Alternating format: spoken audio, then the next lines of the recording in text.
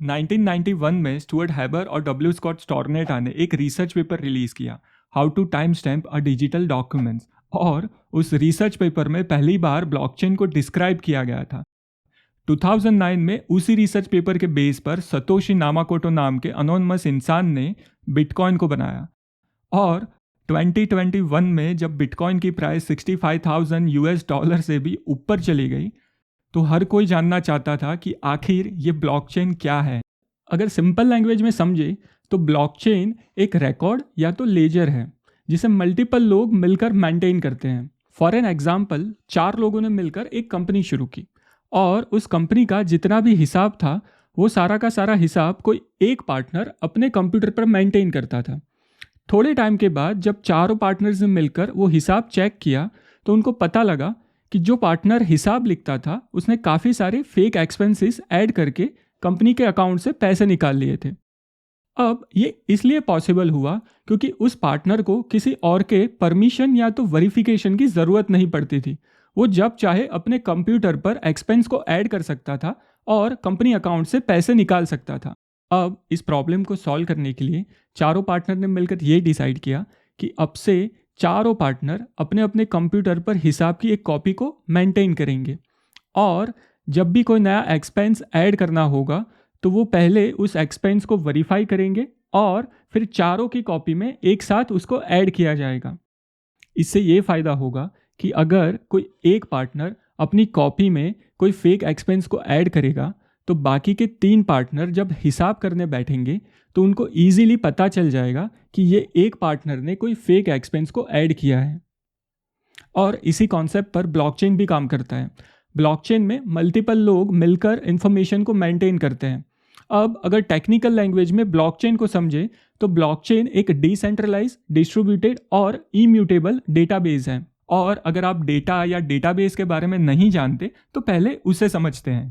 Data मतलब information और database मतलब organised collection of information. For an example, जब आप कोई प्रॉपर्टी खरीदते हैं तो आप प्रॉपर्टी रजिस्ट्रार के ऑफिस जाते हैं और वहाँ पर प्रॉपर्टी खरीदने वाला और बेचने वाला दोनों ही अपनी इन्फॉर्मेशन और डॉक्यूमेंट्स सबमिट करते हैं, जैसे कि अपना नाम, एड्रेस, आईडी प्रूफ्स एक्सेट्रा। ये जो सारी इन्फॉर्मेशन और डॉक्यूमेंट्स आप सबमिट करते हैं उससे हम आपका डेटा कह सकते हैं। अब प्रॉपर्टी रजिस्ट्रार के पास बहुत सारे लोगों की इन्फॉर्मेशन और प्रॉपर्टी के ट्रांजैक्शन रिकॉर्ड्स होंगे जिसे हम प्रॉपर्टी रजिस्ट्रेशन का डेटाबेस कह सकते हैं। ये जो डेटाबेस है उसे प्रॉपर्टी रजिस्ट्रार अपने कंप्यूटर या तो सर्वर्स पर मेंटेन करते हैं और उनके पास उस डेटाबेस का पूरा कंट्रोल होता है, जिसके कारण वो आपके डेटा को एडिट या डिलीट कर सकते हैं। जब किसी सिंगल पर्सन या ग्रुप के पास डेटाबेस का पूरा कंट्रोल होता है तो उसे सेंट्रलाइज डेटाबेस कहते हैं। और सेंट्रलाइज डेटाबेसेस के कुछ डिसएडवांटेजेस हैं, जैसे कि अगर कोई चाहे तो प्रॉपर्टी रजिस्ट्रार ऑफिस में किसी को ब्राइब देकर या तो सर्वर को हैक कर उस डेटाबेस को मैनिपुलेट कर सकता है और प्रॉपर्टी को किसी और के नाम पर ट्रांसफर कर सकता है।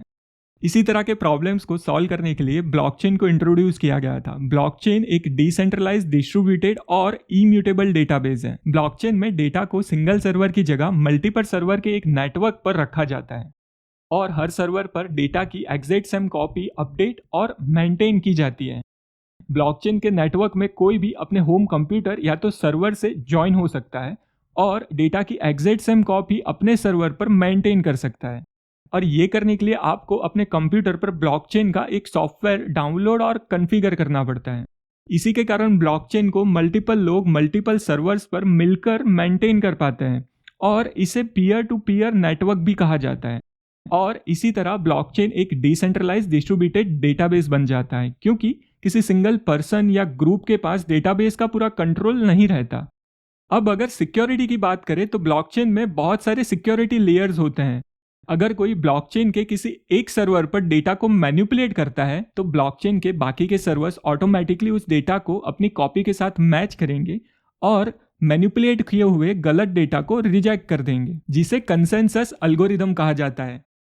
इसी के कारण ब्लॉकचेन के डेटा को मैनिपुलेट करने के लिए ब्लॉकचेन नेटवर्क के 51% से भी ज़्यादा सर्वर्स का एक्सेस गेन करना पड़ता है। और अगर हम बिटकॉइन का एग्जांपल लें तो बिटकॉइन के नेटवर्क में अभी 10,000 से भी ज़्यादा सर्वर्स एक्टिव हैं। मतलब कि हैकर को 5,100 से भी ज़्यादा सर्वर्स को एक ही टाइम पर हैक करना पड़ेगा और उन सारे सर्वर्स पर डेटा को मैनिपुलेट करना पड़ेगा, जो कि काफ़ी डिफ़िकल्ट है। इसके अलावा ब्लॉकचेन के पास रिकॉर्ड को कोई एडिट या मैनिपुलेट ना कर पाए, इसलिए ब्लॉकचेन में क्रिप्टोग्राफिक हैश का यूज़ किया जाता है। बेसिकली ब्लॉकचेन ब्लॉक्स की एक चेन है और अगर एक सिंगल ब्लॉक की बात करें तो हर ब्लॉक में mainly block number, data, previous block का हैश और करंट ब्लॉक का हैश जैसी डिटेल्स होती है। ब्लॉकचेन में जो भी डिटेल्स हम एक ब्लॉक में स्टोर करते हैं उसके बेस पर एक यूनिक कोड यानी कि हैश जनरेट होता है और जब भी कोई उस ब्लॉक के किसी भी डेटा को चेंज या मैनिपुलेट करता है तो ऑटोमेटिकली एक नया हैश जनरेट हो जाता है। अब हर ब्लॉक में प्रीवियस ब्लॉक का हैश स्टोर होता है और इसी तरीके से सारे ब्लॉक्स एक दूसरे के साथ कनेक्ट हो जाते हैं और ब्लॉक्स की एक चेन बन जाती है। अब इस चेन में जो सबसे पहला ब्लॉक होता है उसमें किसी भी प्रीवियस ब्लॉक के हैश की वैल्यू स्टोर्ड नहीं होती। उसे हम जेनेसिस ब्लॉक कहते हैं क्योंकि वो ब्लॉक सबसे पहले बनता है। अब अगर कोई हैकर किसी ब्लॉक के डेटा को चेंज करेगा तो उस ब्लॉक के हैश की वैल्यू ऑटोमेटिकली चेंज हो जाएगी और हैकर को उसके बाद वाले ब्लॉक में भी प्रीवियस ब्लॉक के हैश की वैल्यू अपडेट करनी पड़ेगी। जैसे ही हैकर उस ब्लॉक के अंदर प्रीवियस ब्लॉक के हैश की वैल्यू को अपडेट करेगा, ऑटोमेटिकली उस ब्लॉक के हैश की वैल्यू भी अपडेट हो जाएगी। क्योंकि ब्लॉकचेन में जब भी किसी ब्लॉक का हैश जनरेट किया जाता है तो बाकी की डिटेल्स के साथ प्रीवियस ब्लॉक का हैश भी कैलकुलेशन में लिया जाता है। अब जैसे ही इस ब्लॉक का नया हैश जनरेट हो जाएगा उसके बाद वाले ब्लॉक में भी प्रीवियस हैश की नई वैल्यू को अपडेट करना पड़ेगा। अब इसी तरह पीछे के सारे ब्लॉक्स में भी हैकर को नए हैश की वैल्यूज को जनरेट करते जाना पड़ेगा। अब ये जो यूनिक हैश जनरेट करना पड़ता है उसे ब्लॉकचेन में प्रूफ ऑफ वर्क नाम के एल्गोरिथम से सिक्योर किया होता है, जिसके कारण हैश को जनरेट करने के लिए सर्वर्स को एक मैथमेटिकल कैलकुलेशन करनी पड़ती है और सर्वर्स को एक हैश जनरेट करने में काफ़ी टाइम चला जाता है। अब अगर बिटकॉइन का एग्जाम्पल ले तो ऑन एन एवरेज एक हैश को जनरेट करने के लिए सर्वर को अप्रॉक्सीमेटली 10 मिनट से भी ज़्यादा टाइम लग जाता है और बिटकॉइन में आज की डेट में 7 लाख से भी ज़्यादा ब्लॉक्स हैं।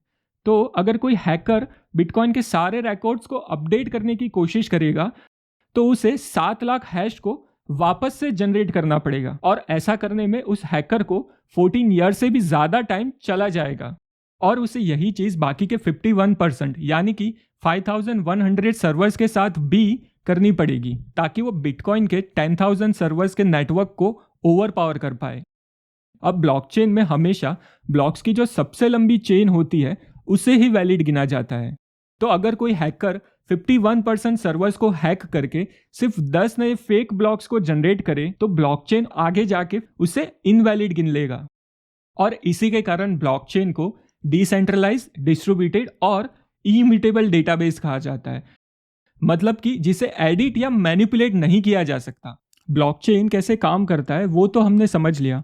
अब ब्लॉकचेन को कहाँ यूज़ किया जा सकता है वो समझते हैं। आजकल ब्लॉकचेन को सबसे ज़्यादा क्रिप्टो करेंसी के लिए यूज़ किया जाता है, बट इसके अलावा प्रॉपर्टी ट्रांजैक्शंस के रिकॉर्ड को मेंटेन करने के लिए भी ब्लॉकचेन को यूज़ किया जा सकता है। सप्लाई चेन में भी ब्लॉकचेन को यूज़ किया जा सकता है। आपने जो प्रोडक्ट को परचेज़ किया है वो कहाँ पर मैन्युफैक्चर हुई थी और उसको किसने इंपोर्ट किया था, ये सारी सप्लाई चेन की डिटेल्स आप ब्लॉकचेन के थ्रू ट्रैक कर सकते हैं। और अगर कोई प्रोडक्ट डुप्लीकेट है या तो फर्स्ट कॉपी है तो भी आप इजीली उसको आइडेंटिफाई कर सकते हैं। हेल्थ केयर में भी पेशेंट की इन्फॉर्मेशन और पेशेंट के ट्रीटमेंट के रिलेटेड पास्ट रिकॉर्ड्स को आप ब्लॉकचेन के थ्रू मेंटेन कर सकते हैं। ब्लॉकचेन के इसके अलावा बहुत सारे यूज़ केसेस हैं और ब्लॉकचेन के रिलेटेड बहुत सारे टॉपिक्स भी हैं, जैसे कि स्मार्ट कॉन्ट्रैक्ट, प्राइवेट ब्लॉकचेन और प्रूफ ऑफ स्टेक। ये सारे टॉपिक्स पर मैं वीडियोस बनाने वाला हूँ। तो अगर आप भी ये वीडियोस देखना चाहते हैं then don't forget to like, share and subscribe to Tech insider.